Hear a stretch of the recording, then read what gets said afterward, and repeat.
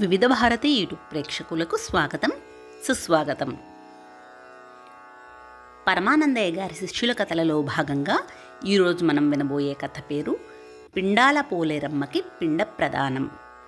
ఆనాడు పరమానందయ్య గారు ఉదయం పూటే పంతుళ్ల అగ్రహారంలోకి ప్రవేశిస్తూనే తనని అనుసరిస్తున్న శిష్యుల్ని ఊరి పొలిమేరలలోనే ఆపి, ఒరేయ్, మీరెవరూ ఈ ఊళ్ళోకి రావద్దు, పురాణ కాలక్షేపంలో పిట్టకథలు చెప్పనూ వద్దు, ఇక్కడే ఉండండి. గ్రామాధికారి ఇంట్లో ఈ పూట శాంతి హోమం అనంతరం అన్న సంతర్పణ ఉంది, మీకు ఇక్కడికే భోజనం పంపిస్తానని చెప్పి తాను గ్రామంలోకి వెళ్ళిపోయాడు. 7 శిష్యులు ఓ రావి చెట్టు నీడలో ఆసీనులై కబుర్ల కాలక్షేపం మొదలుపెట్టారు. ఆ రావి చెట్టుకు ఎదురుగా ఒక ప్రహరీ గోడ, ఒక ద్వారం, ఆ ద్వారం మీద ఒక రాతి పలక మీద పిండాల పోలేరమ్మ సమాధి అన్న అక్షరాలు ఉన్నాయి. ప్రహరీ లోపల ఆలనా పాలనా లేని మండపం కనిపిస్తుంది. మిట్ట మధ్యాహ్నం అవుతూ ఉండగా ఒక వ్యక్తి గంప నెత్తిన మోసుకుని వచ్చి ఆ ద్వారం ముందు ఆగి తను తెచ్చిన బుట్టని లోపలికి జారవిడిచి, పిండాలమ్మ తల్లి, నన్ను నా కుటుంబాన్ని చల్లగా చూడు తల్లి అని దండం పెట్టుకుని వెళ్ళిపోయాడు. ఆ 7 పలకరించలేదు, పట్టించుకోనూ లేదు. ఎవడ్రావాడు? పరమానందయ్య గారి శిష్యులం మనం ఇక్కడ ఉన్నాం, మాటామంతి లేకుండా ఇలా వచ్చి అలాడిపోయాడేంట్రా అన్నాడు సోమ.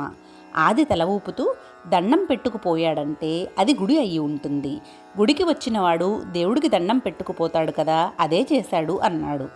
గురుడు కల్పించుకుని, అది గుడైతే మరి ఆ శిలాఫలకం మీద సమాధి అని ఉంది ఏంటి అని సందేహం వెలిబుచ్చాడు.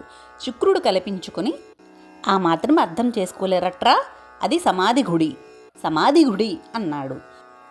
శని మండిపడుతూ, సమాధి గుడేమిట్రా నీ పిండాకుడు, అది పిండాల గుడి, అంటే లోపల పిండాలుంటాయి అని చెప్పాడు. బుధ సంబరపడుతూ, అయితే పదండ్రా, హాయిగా పిండాలు తిందాం, ఆకలి దంచేస్తుంది అన్నాడు. మంగళ ఎగిరి గంతేసి, అవును రోయ్, పిండాలంటే వాటిలో గారెలు, అరిసెలు, పరమాన్నం కూడా ఉంటాయి, పదండి అని అడుగు ముందుకు వేశాడు. 7 గబగబా వెళ్ళి ద్వారాన్ని తట్టారు. శిథిలావస్థలో ఉన్న తలుపు కిర్రుమని చప్పుడు చేసింది. ఒకరి మొహాలు ఒకరు విస్మయంగా చూసుకున్నారు. బుధుడు తల పంకిస్తూ, లోపలెవరో కిర్రుకిర్రుమని పిలుస్తున్నారోయ్ అన్నాడు గుసగుసలాడుతూ. ఆది నొసలు చిట్లిస్తూ, ఉంటే ఉంటారు మనకేంటి అంటూ లోపలికి అడుగుపెట్టాడు. ఎదురుగా మంటపం, దాని క్రింద సమాధి కనిపించాయి. 2 శిథిలావస్థలోనే ఉన్నాయి. ఆ సమాధి ముందు తల నెరసి దవడలు పీక్కుపోయి వికృతంగా కనిపిస్తున్న వృద్ధురాలు దుఃఖిస్తూ కనిపించింది. తెల్లటి చీర ధరించి చర్మం ముడతలు పడి పొడుగాటి వంకర టింకర చేతిగోళ్లతోనున్న ఆ వృద్ధురాలు వాళ్ళని చూసి, వచ్చారా, రండర్రా, మీరైనా నాకు తర్పణాలు వదిలి తద్దినం పెట్టండర్రా, స్వర్గానికి పోతా అని అడిగింది ఆశగా.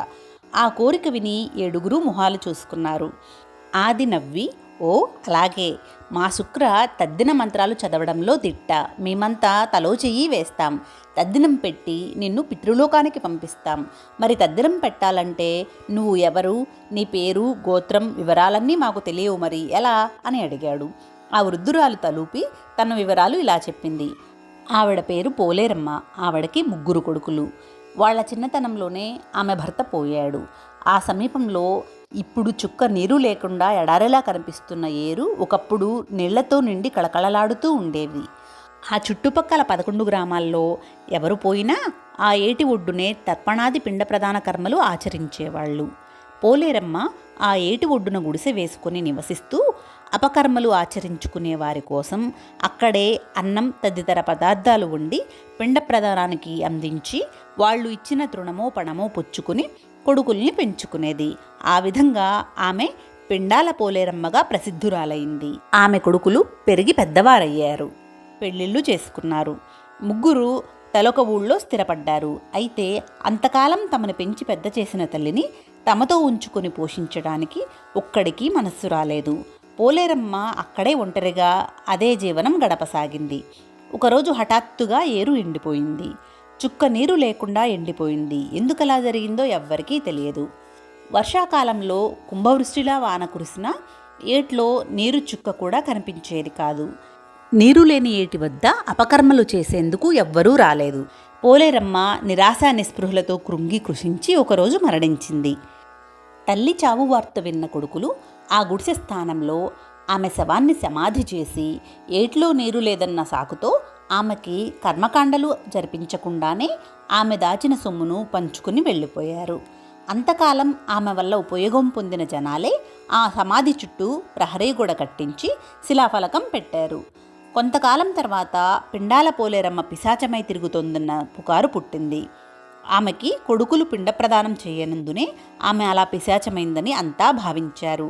అప్పటికే ఆమె 3 కొడుకులు డబ్బు సంపాదించాలన్న తాపత్రయంతో దేశాలు పట్టిపోయారు. అందుచేత ఆ చుట్టుపక్కల ఊళ్ళంతా కూడబలుక్కొని రోజుకో ఇంటివారు ఆమెకు పిండాలు సమర్పించాలని తీర్మానించారు. గత కొన్నేళ్లుగా పోలేరమ్మకి రోజూ పిండాలు వేస్తున్నారే కానీ శాస్త్రోక్తంగా కర్మకాండలు జరిపించాలన్న ఆలోచన ఒక్కళ్ళకి రాలేదు. అంచేత పిశాచ జన్మ ఎత్తిన పోలేరమ్మ ఎవరు తనకి కర్మకాండ జరిపించి స్వర్గానికి పంపిస్తారా అని ఎదురు చూస్తూనే ఉంది. పోలేరమ్మ కథ విన్న ఆది చెలించిపోతూ, ఒరే, ఈ కర్మకాండ మనం జరిపిద్దాం. ఒరే శుక్ర, నువ్వు మంత్రం చదువు. సోమ, మంగళ, బుధ మీరు 3 భోక్తలు. నేను, గురు, శని 3 పోలేరమ్మ కొడుకులం. కార్యక్రమం మొదలు పెట్టండ్రా అన్నాడు. మరుక్షణం పిండ ప్రధాన కార్యక్రమం అంతా మంత్రాలతో ఆ ప్రాంతం ధ్వనించసాగింది. వాళ్ల కోసం భోజనం తెచ్చిన ఊరి బ్రాహ్మడు దూరాన్నుంచే ఈ మంత్రఘోష విని అమ్మ బాబోయ్ అని అరుస్తూ భయంతో ఊళ్ళోకి పరిగెత్తాడు. ఆ సమయంలో గ్రామాధికారి గృహంలో శాంతిహోమం అనంతరం అన్న సమారాధనకి సర్వం సిద్ధమైంది. పరమానందయ్య గారు గ్రామ పెద్దల సరసన భోజనానికి ఆసీనులయ్యారు. అంతలో వారి శిష్యులకి భోజనం పట్టుకెళ్లిన బ్రాహ్మణుడు ఆయాసంతో రొప్పు పెడుతున్నాడు. పిండ ప్రదానం చేస్తున్నారు అని బిగ్గరగా అరిచాడు. అంతే, పరమానందయ్య గారితో సహా భోజనాలు చేయబోతున్న వాళ్ళందరూ ఒక్కసారిగా లేచారు. గ్రామ పెద్ద ఒకరు ఆవేశంతో ఊగిపోతూ, అయ్యో అయ్యో, పిశాచానికి తద్దినమా పరమానందయ్య గారు, ఏమిటండి మీ శిష్యుల అఘాయిత్యం అని నిగ్గతీశాడు. పరమానందయ్య గారు తెల్లబోతూ, ఏమిటో తెలుసుకుందాం పదండి అన్నారు. సరిగ్గా అదే సమయంలో శుక్ర వైదిక కర్మ చెబుతూ, అయ్యా కుమారులు 3 మీరు నేను చెప్పినట్లుగా చెబుతూ ఒక్కొక్క పిండ ప్రదానం తర్పణాలు వదలండి అను చెప్పి మంత్రాలు చదవడం మొదలుపెట్టాడు. భగవద్గోత్రస్య మాతృదేవస్య పోలేరమ్మ నామధేయస్య వసురూపం స్వధాం తర్పయామి అని చెప్పగానే ఆది, గురు, శని మొదటి పిండం ప్రక్కన తర్పణం వదిలారు. అనంతరం శుక్ర భగవద్గోత్రస్య మాతృమహితాం అని, అమ్మ మీ అత్తగారు పేరు అని అడగగానే పార్వతమ్మ అని పలికింది పోలేరమ్మ.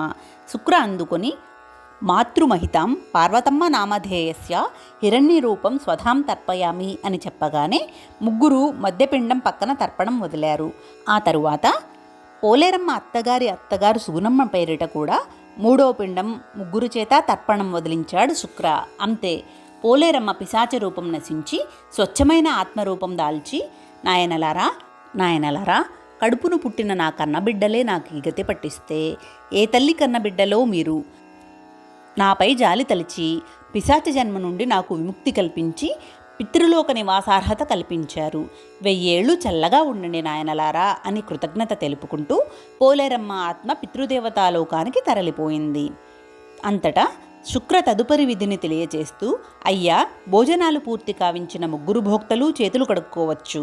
కర్మ చేసిన 3 భోక్తలు ఆ పిండాలను అంగవస్త్రంలో మూట కట్టండి. ఏట్లో పిండాలు నిమజ్జనం చేయాలి అని చెప్పాడు. ఆది, గురు, శని పిండాలను మూట కడుతుంటే భోక్తలు 3 సోమ, మంగళ, బుధలు లేచి ఉన్న నీళ్లతో చేతులు కడిగేసుకుని, తాగడానికి మంచినీళ్ళు లేవు, మేము ఏటికి వస్తాం అని అన్నారు. 7 ఏటికి బయలుదేరారు. ఆ ఏరు ఎండిపోయి చాలా ఏళ్ళు అయింది. ప్రస్తుతం ఒక చుక్క నీరు కూడా లేదు ఆ ఏట్లో. ఏరు నీళ్లతో కళకళలాడుతున్న రోజుల్లో కట్టిన వంతెన పైరు ఎండిపోయిన పొలంలోని దిష్టిబొమ్మలా గోచరిస్తోంది. 7 నీరు కోసం వెతుక్కుంటూ ఏటికి అడ్డం పడి నడవసాగారు. ఎంత దూరం నడిచినా నీళ్లు కనిపించలేదు. మంగళ ఆయాసపడుతూ, దాహంతో నాలిక పిడచగట్టుకుపోతోంది, ఎంతసేపు తిరిగినా నీళ్లు కనిపించవేమిట్రా అని అడిగాడు. ఆది ఏదో చెప్పబోయాడు. అంతలో నన్ను బయటికి తీయండి, నీ దాహం తీరుస్తా అని వినిపించింది. 7 ఉలిక్కిపడి మొహాలు చూసుకున్నారు. ఈ ఏడి మధ్యన ఇసుక పర్రలో తాము తప్ప మరెవ్వరూ లేరు. మరి ఆ గొంతు ఎవరిది, ఎక్కడి నుంచి వినిపించింది అని అనుకున్నారు. అంతలో మళ్ళీ నన్ను బయటికి తీయి, నీ దాహం తీరుస్తా అని వినిపించింది ఆడగొంతు. 7 దిక్కులు చూస్తుంటే ఈసారి నన్ను బయటికి తీయి, నీ దాహం తీరుస్తాను, నన్ను బయటికి తీయి, నీ దాహం తీరుస్తా అంటూ పదే పదే వినిపించసాగింది. ఆది నొసలు ముడిచి నలువైపులా దీక్షగా చూశాడు. కాస్తంత దూరంలో ఇసుక పర్రలో నల్ల రాతిగుండు కనిపించింది. ఆ నాదం అక్కడి నుంచే వినవస్తోంది. ఆది పరుగెత్తుకెళ్ళి నల్లరాతి గుండు ముందు ఆగి, ఎవరు నువ్వు అని అడిగాడు. అందుకు సమాధానంగా, నన్ను బయటికి తీయి, నీ దాహం తీరుస్తా, నన్ను బయటికి తీయి, నీ దాహం తీరుస్తానంటూ పదే పదే వినిపించసాగింది. ఆది తన వాళ్ల వైపు తిరిగి, ఈ నల్లరాతి గుండు మాట్లాడుతుందర్రోయ్ అని అరిచాడు ఉత్సాహంగా. తక్షణం మిగతా 6 పరిగెత్తుకొచ్చారు. 7 నల్లరాతి గుండు చుట్టూ గుమిగూడగానే ఆ మాట మరింత వేగంగా పదే పదే వినిపించసాగింది. శుక్ర వంగి ఆ రాతిగుండుకి చెవు ఆనించి, ఈ నల్లగుండు క్రింద నుంచి గుడగుడ శబ్దం వినిపిస్తోంది, దీని అడుగున నీళ్లున్నాయి రోయ్ అన్నాడు. గురుడు కల్పించుకుని తలో చెయ్యి వేసి గుండు ఎత్తేద్దాం పట్టండ్రా అన్నాడు. 7 గుండుని చేతులతో గట్టిగా పట్టుకొని హరోం హరా హరోం హరా అంటూ బిగ్గరగా స్తుతిస్తూ ఆ నల్లరాతి గుండుని బలంగా ప్రక్కకి దొర్లించారు. మరుక్షణం గుండిని తప్పించిన చోట భూమి లోపల నుంచి గుడగుడమంటూ జలధార పైకి ఉబికి వస్తున్న శబ్దం వినిపిస్తూ ఉండగా భూమిని చీల్చుకొని బయటికి ఉబికి వచ్చింది పెద్ద జలధార. ఏనుగు తొండమంత ఉన్న ఆ జలధార నిలువెత్తున పైకి ఉబికి వచ్చింది. ఆ క్షణంలో ఆ జలధారలో ఉద్భవించిన జలకన్య రూపు దాల్చింది. ఆ జలకన్య కింద నుంచి నడుము వరకు జలధారగాను, నడుముపై నుండి శిరస్సు వరకు నీటి ఆకృతి దాల్చిన జలకన్య రూపంలోనూ కనిపించసాగింది. 7 ఆశ్చర్యంతో నోళ్లు తెరిచి జలకన్యను చూడసాగారు. ఆ సమయంలో వాళ్ళు అంతకుముందు పక్కకి దొర్లించిన నల్లరాతి గుండు తనంత తానుగా గబగబా దొర్లుకుంటూ వచ్చి ఆ జలకన్య పక్కన ఆగిపోయింది. అంతలో, మహాత్ములారా, మీ దాహార్తిని తీర్చుకోండి ముందు, ఇదిగో అమృతోపసమాన జలధార అని జలకన్య పలుకుతూ ఉండగా ఆమె శిరోభాగం నుండి సన్నటి జలధార నెమ్మదిగా ఉబికి వచ్చి ఆ 7 అభిషేకించసాగింది. మిగిలిన కథను తరువాయి భాగంలో కొనసాగిద్దాం. సర్వే జనా సుఖినో భవంతు, లోకా సమస్తా సుఖినో భవంతు. ఓం శాంతి శాంతి శాంతి.